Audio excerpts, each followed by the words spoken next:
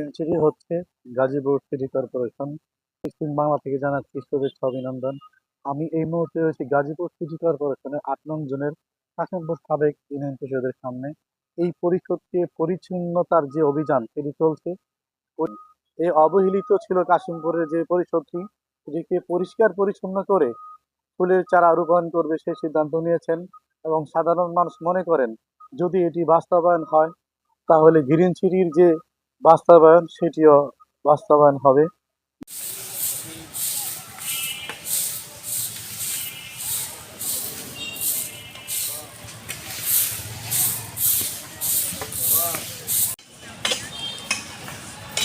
আপনাকে কোদালের তলে যদি এটার কোনা পড়ে না। প্রশাসক স্যার যখন থেকে নির্দেশনা দিয়েছে গ্রিন সিটি, ততদিন থেকে আমাদের পরিষ্কার কাজ চলমান আছে। আপনার ফুল গাছ এবং চারিপাশে হলো আপনার এসএস দিয়ে রেলিং দেওয়া হবে।